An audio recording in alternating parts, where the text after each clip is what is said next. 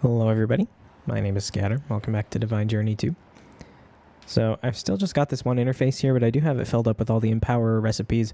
I think the way I'm going to handle the interface is I'll just kind of make auto-crafting as I see necessary. Like right now I'm passively auto-crafting everything I could need, so I don't really see a huge need for that, but I will, and especially with the molecular assemblers, because there's some stuff like I guess like I could passively auto craft like the next tiers of like the machine cases and stuff. That's probably a decent case for auto crafting, and not just the passive like active auto crafting, I guess you could call it. But right now I want to set up integrated dynamics for a few things. So first of all, we're going to need some things. So I need a few more interfaces from AE2. And so this is the main thing I'm going to need here, this item interface, right? So I can make some of those and I can make some of those. I think all these components do things in integrated dynamics, but we're mainly worried about them for crafting right now. So this item interface basically just exposes an inventory to your integrated dynamics, right? So if we wanted to put that there, now integrated dynamics can see everything that's in this drawer, right? And so that's what we want because this is what we're going to use for Fluix, right? So we can put some cable here. And now we need a world item exporter, which does pretty much what it sounds like. It just throws items into the world, right? And I'm going to need a couple more of those. World item exporter. So item... Did I really just use up all those?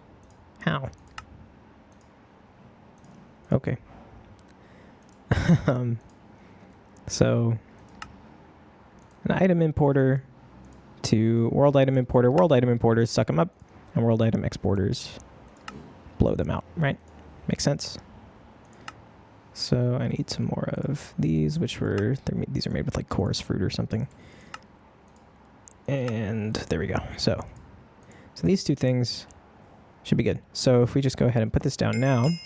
Hey, there we go. Cooler dropper and cooler hopper. Yeah, pretty much. Now, could I have just done this with a hopper and a dropper? Possibly. But that's okay. So these are variable cards, and these can be programmed, right? And they can represent basically any variable, right? So what we can do here is just put one in for place all item entities. And now it will do that, right? You can see it just places them as they come in, which may not be quite what we want. It would work. And there's options here. Channel. Round robin, we definitely want. True, right? Exact amount, dispense. Offset is fine. Lifespan is probably fine. Item transfer rate, I think, is what we want to turn down. Right? So let's even say, just put out one at a time for right now. And then if we want to suck those up from there. Now you, though, I'm 100% sure I only want to pick up Fluix, right? So this is a pretty easy one. So ingredients, probably. Energy fluid item. Like this is just fluid. Okay, item. And we can put that in there. And what item specifically? We want Fluix crystal, right? And we can put that in there. So now this variable card represents a Fluix crystal, right? And we can put this in here. Pick up item entity, Fluix crystal, right? It doesn't matter for that one. You can just pick up as fast as you want. And so we're importing into here. So I need another interface, right?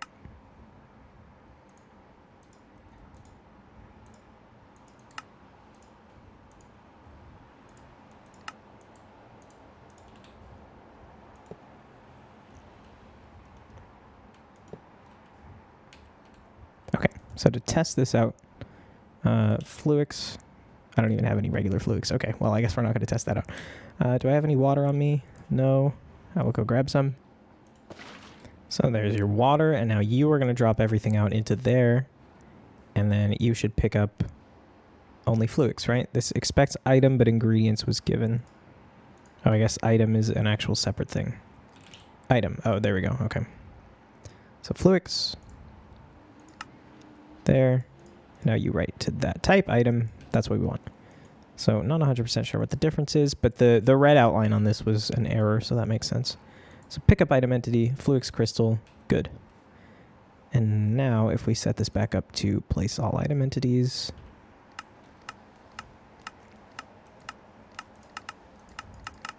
And I have round robin on true, but I don't know why that's not working. So let's just turn this back up to 64 at a time.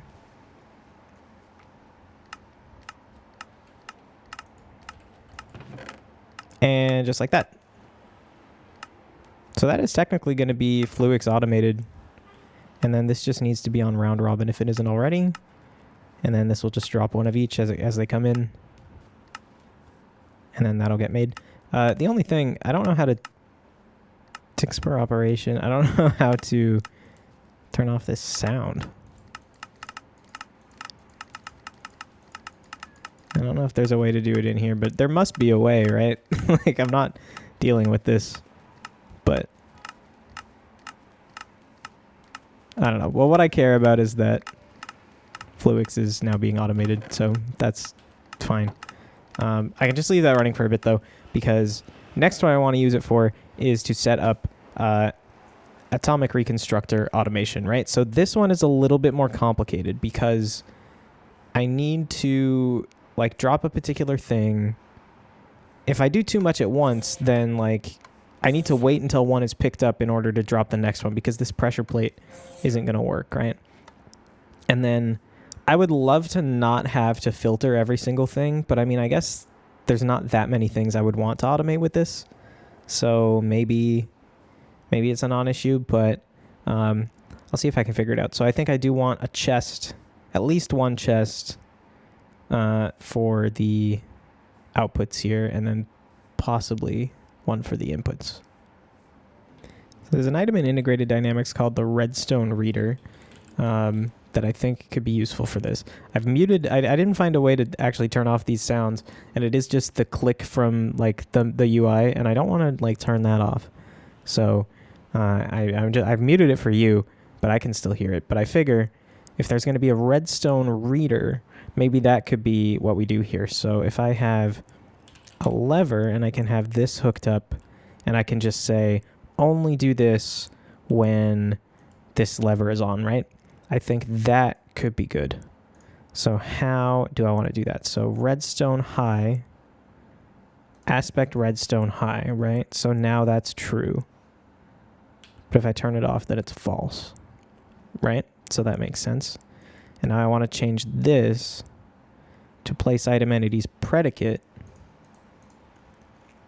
right? Because this predicate thing is basically, that's how you do like,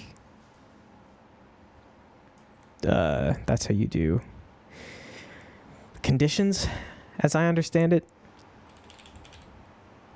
So you need a variable store for the network, right? Let me look into this a little bit because I'm not quite remembering. Okay, so this was a lot simpler than I was making it, as most things are. I also realized that I can just put this redstone. Where the hell did that go? What? I just picked it up. Did it like despawn? Also, why is this stuff not... Are you out of charge, Certus? Okay, well, you stop now anyway. Stop that. And just... Okay. You know what? No, you just pick up... You just pick up anything right now. You just pick up anything right now. Right, so... And then you can go back in there. So first of all, I need more of that stuff. There's the Redstone Reader. Okay, so I can just put that straight on here, I think. Yeah, and then have the lever. Now, this is actually much simpler than I was making it, right? So this will read the redstone. So I want this to be associated with redstone high. So right now, this variable card will be true as long as redstone here is true. And place all item entities. Because this is like just a general thing, it does accept a Boolean variable card, right? So if it's true, which by default, a variable card is just true, But this one is only true in certain conditions, so I can just throw that one in there, and now if I throw that on, it'll start to work, and if I turn it off, it won't. So that's really, really, really simple. And then I want you to just do Fluix again. And so, yeah, so now this will go back to doing what I wanted, and I can just throw it on whenever I need some Fluix. But I shouldn't do it when I can't do it. And if I make like a button, I can have it set up for like a pulse, but that's a little bit more complicated, so I don't want to do that right now. But what I will do is export regular Certus so that we get some more charged Certus into the system. Very cool. So this is a pretty similar setup to what we had over there, and it's gonna be what we want, right? So interface, chest, you're gonna output there, you're gonna suck up whatever comes out, and that should be all fine. Now the only issue, well, one of the issues here right now is that I can't open the chest, but that's fine, you can't put items directly in here. So let's see what happens. Okay, no, never mind. That went into the system. Okay, well, for now, let's just say that interface is going to be... Let's just not have an interface right now. Let's just see what... Well, no, because I still need somewhere to put it into, right? Let's have the interface on this side of it instead.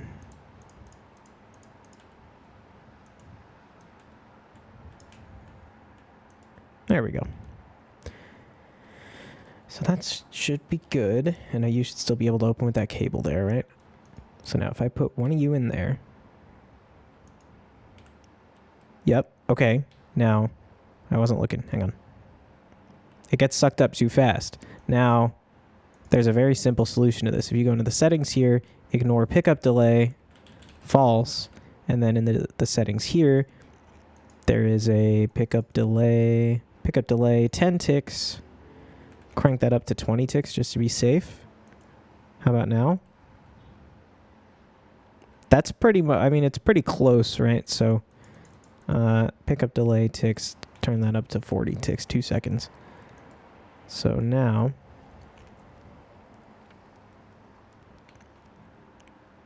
I mean, that works pretty damn well, I gotta say. Like, the only issue is that if I put a stack in, it'll put out a stack at a time, which is fine. It's not fine if this doesn't have enough power, but that I can worry about later. The issue, though, is that if I have 2 stacks, say, and then it puts out multiple stacks at once, so there needs to be more of a delay between when it does its thing. And I don't know if that's something you can directly configure in here. But it is something that I have an idea about. So I have another one of these Redstone Readers, and this time, rather than have a lever, what I'm going to do is use this timer, and we're going to have it do it like that, right? So here's our Redstone high pulse, and then you only want to do it when part with ID 12 cannot be found within the network. Oh, it's a different network. That's... Do I want to move that up there? Or do I want to... Yeah, let's just move that up there, because I think if I make those both the same network, there may be a way to do that, but I think it's a little bit tricky. So I'm actually just going to move this up here, and then the timer can go onto... Maybe you can't go onto there. No, you can't go onto there.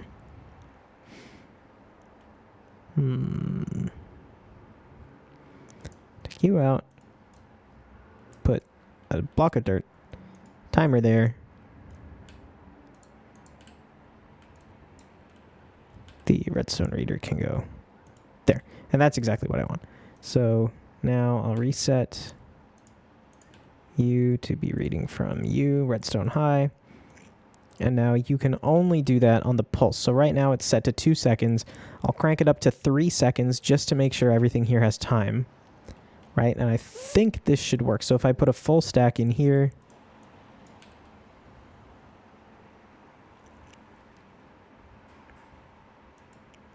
Is the pulse maybe not lasting long enough for it to... Okay, I don't think I actually need to fuck with any of that because there is just an options. I was looking under these options here. It is just in these options for the exporter. You can just turn up the ticks per operation, and I can turn that up to, what, 60? So if they're doing that every 3 seconds, then that should be fine. Don't need to fuck with any of that. I will put the torch back, and I will take this away.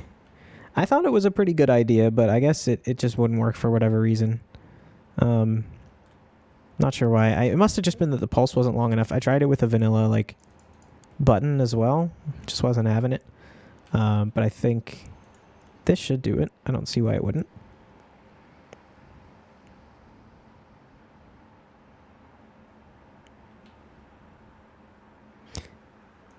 Really? Oh, because it's still... Oh, wait. There we go. Still a little bit too quick. I'm very... Oh. Did I not save it? 60. Save. Okay. Now it'll work.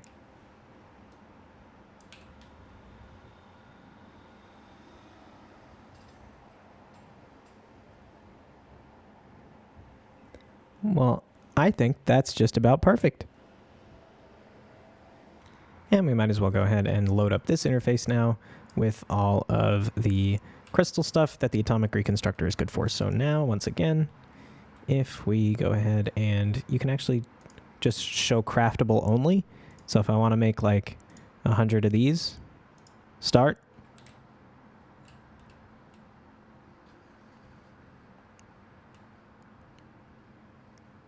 Simple as.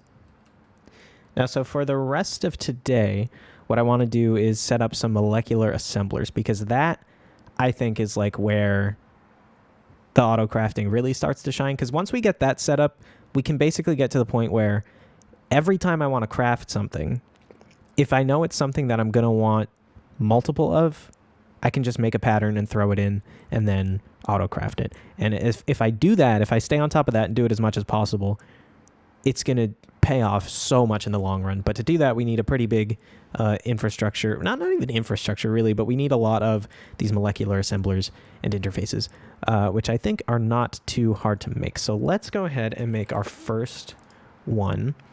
So molecular assembler, right? It's not bad. We do need one of these formulaic assemblers for each. So I'll just go ahead and make... They don't stack, which is crazy annoying, but... that's, you know what? No, I'm going to get auto crafting for these set up, and then I won't have to worry about it. How about that? But sure, there we go. There's our first molecular assembler, and I believe that should be a quest. And it wants... Well, it wants 4 of them. Fair enough. 2, 3, 4. And so 64 crafting table. That's honestly an amazing reward, since crafting tables are so annoying to make in this mod pack. But hey, once again... That's something that auto crafting is going to really shine about. And yes, so this thing too, the pattern expansion, it's a new item from AE2 Trousers. It increases the capacity by 9 each. So you can actually put up to 36 patterns into each interface, which is amazing.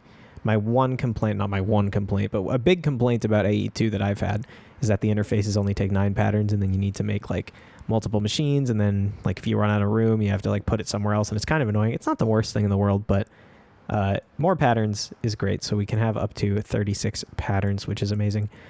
But yeah, so there's that. So I'm going to need a bunch of dense cable, I think, to do what I want to do here. And I have a bit, but I'm going to need some more for sure.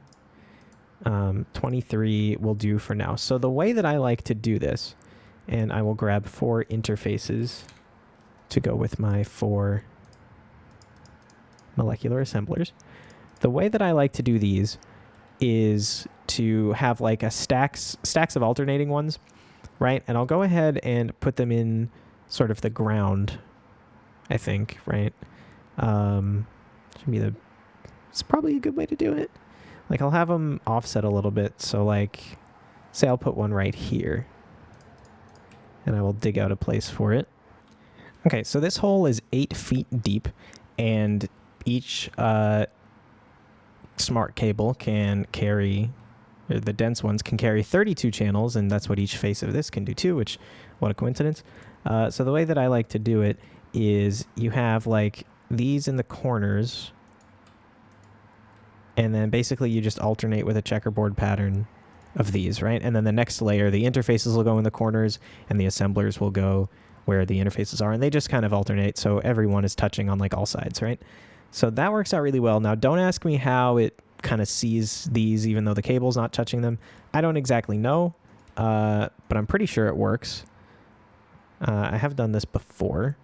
Pretty sure it works that way. And let's just connect that up to there right now.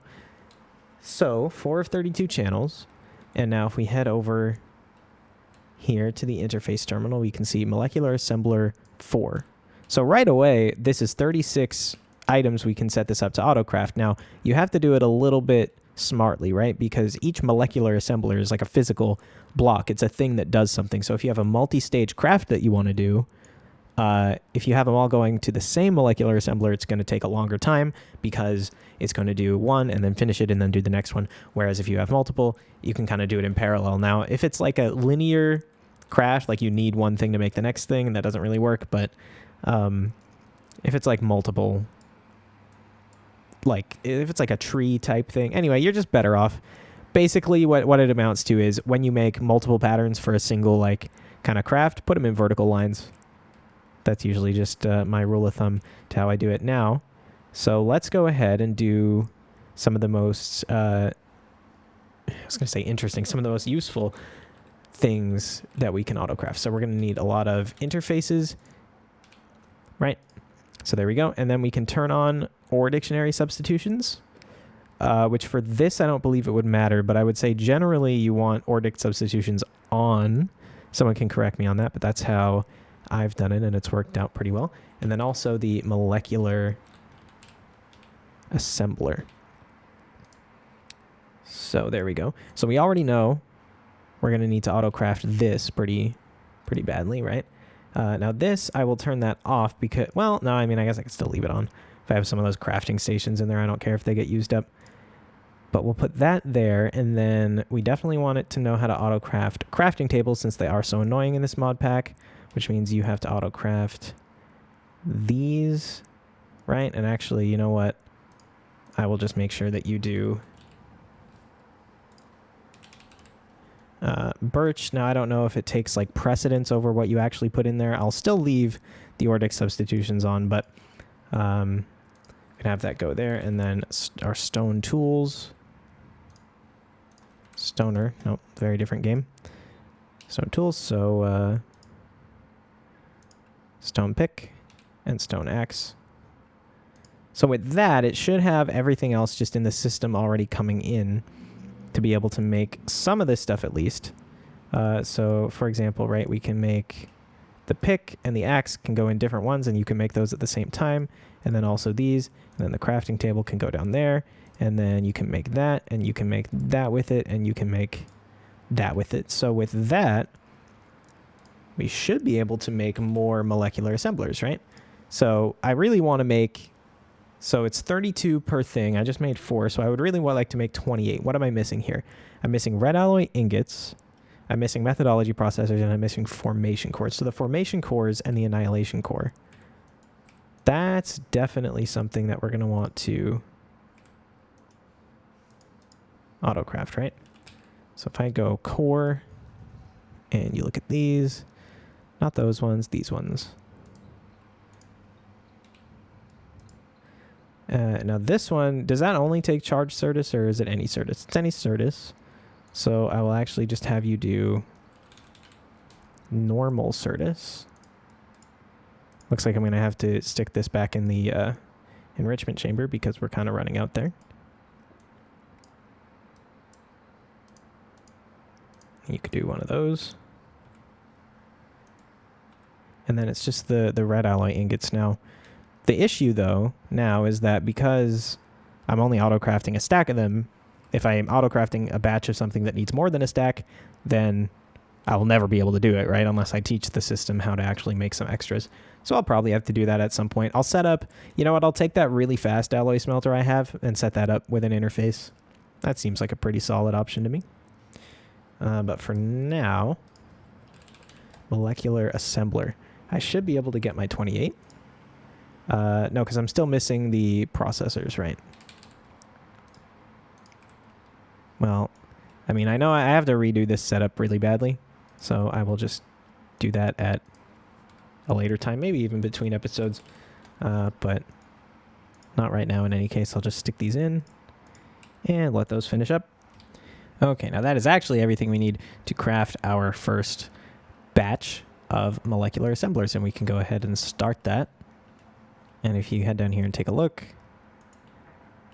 see they're all crafting all the different stuff. It's very, very cool. Very, very cool. And then each one of these interfaces, I think, can like output their stuff to like any of the adjacent ones. It's a very cool system. I have to say, it's one of the coolest things and most rewarding to have it all set up right. So now, stored and craftable. There you go, 28 molecular interfaces right there. And now, or molecular assemblers, excuse me. Now I need 28 more of these. What am I missing for that? Just some more methodology processors, of course. So I'll just turn the rest of this into those. And once again, I'll be back to craft that. And I actually just got one of these interfaces from a quest reward. So here's a hot tip. If you have a craftable item in your system that you have stuff of already, you can't just click to craft it, just middle click. And then you craft some. So now we actually only need 27, and we're still waiting on that. And then this the 685 bytes used here, that's actually where the size of the crafting CPU comes in. So if I was making a really complicated recipe that only had like, you know, it had like dozens of different steps, and it had to make like stacks of each thing, then 164K might not be enough. And I think for each craft, it would use one of these. So like it wouldn't automate if I had 2 of these, or like however many of these set up, it wouldn't automatically like spread it out between these. I would have to like actually manually, you know, go in and, you know, to separate them and do them in separate steps myself, which is fine. You know, not really that big of a deal. But again, I think you can actually just link up the crafting storages as well, not just the co-processing unit. So you can make one effectively as big as you want. But there we go with our 28. So let's just cap this one off by setting up this whole thing. And now this is going to be, I think, the only one of these I'm going to need for a long, long time. I mean, I say that the interfaces fill up fast. Like you think about every little like micro craft that you're doing, and you're actually like using up a pattern slot for each one of those things.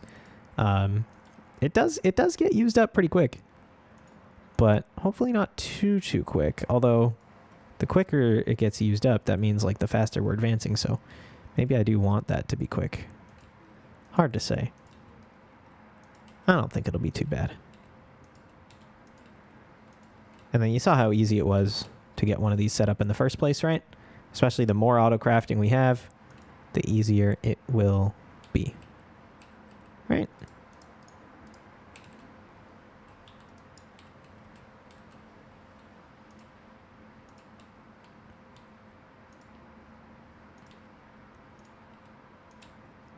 All right, and the last layer, I think I did all that correctly.